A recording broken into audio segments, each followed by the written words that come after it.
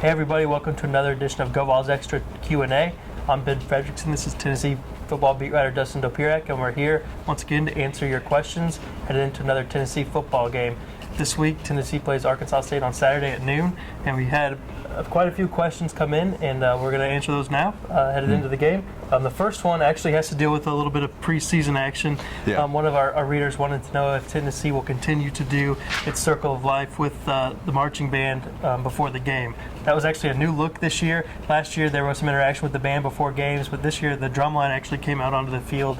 And if I had to guess, and I don't know this for sure, but I would say that's probably going to be a tradition for this, at least this season, moving forward on home games. I would think so, and it seemed like it played well. 1, 2, A.J. Johnson seemed like he liked it, which I think is really, if you're going to add, if there's someone who has sort of final approval on that team, I would go with A.J. If A.J. wants to keep it, I don't know who's going to take it away from him, because that was pretty entertaining. I don't know if it would have been as cool if anyone else but A.J. was in the middle of it. A.J. definitely made it work, and then made the whole thing with the band work afterwards. Yeah, so, if the interception and the fumble that he caused were attributable to the Circle of Life with the drum line, I think they'll probably keep it around. Exactly. That's a reason to keep it around. Getting into more of the football side of things, one of our readers wanted to know, is Josh Dobbs going to get a chance to get out there and play in some of these non-conference games? We didn't see him on Sunday. Nathan Peterman was the second quarterback who came in after Worley's work was done, and Tennessee had its big lead. What do you think? You think we'll get a chance to see Josh Dobbs in this game or moving forward? That's a good question. I think it certainly depends on some situational stuff. I mean, obviously he's the only guy that you could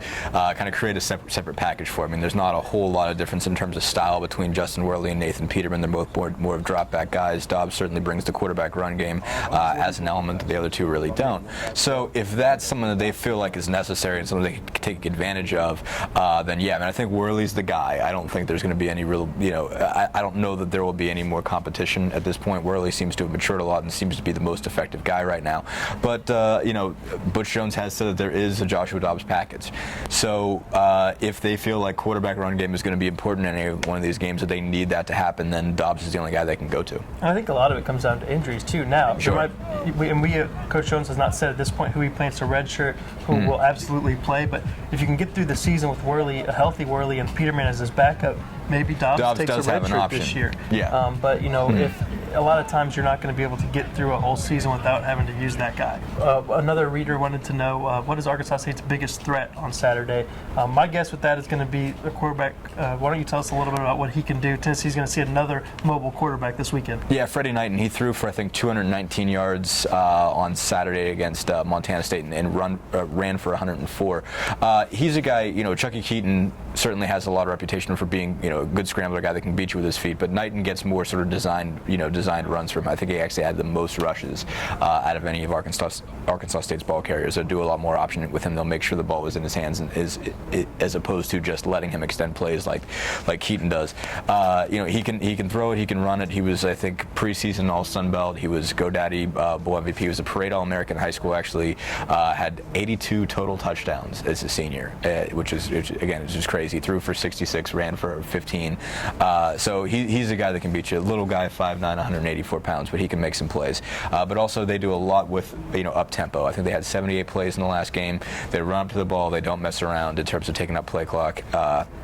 And try to get you off balance, just try to get you hurried up. So those two things are sort of the biggest threats.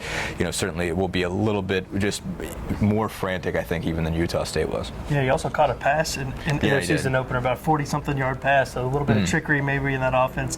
They are going to run it up speed. They're going to kind of have an Auburn feel to it. So that's something to keep an eye on as well.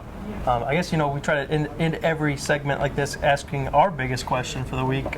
What's your biggest question headed into the game, and what are you hoping to learn from this team?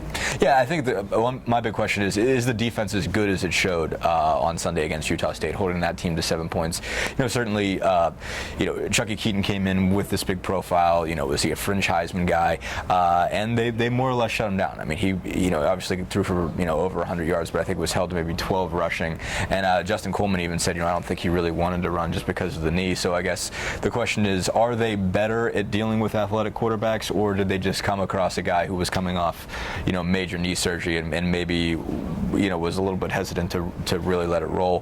How good are these guys really? They certainly got some great, I think, performances from the linebacking core, and both A.J. Johnson, who was terrific, and I thought Jalen Reeves-Maben was very good as well.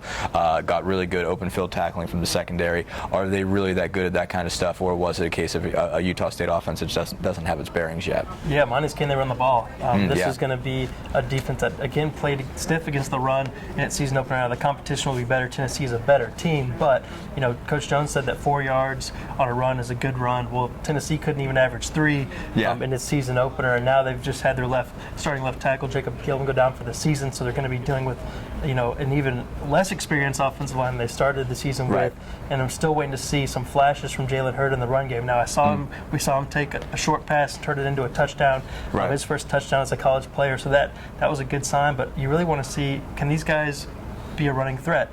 Now, we know the strength is the passing game. That's obvious, but they're still going to have a respectable run game in order to free up some of those guys on the outside. So with a guy like Jalen Hurd, with Marlon Lane, is he even going to hold on to that spot? But if he's not going to hold on to that spot, then Jalen Hurd has to push him out of it, and we haven't seen him do that yet. So is that run game going to come along? I know it was a big focus for this team in practice this week. So hopefully we'll get all your answers come Saturday. If you have questions for us, please send them our way on Twitter at GoVolsExtra or on our Facebook page as well.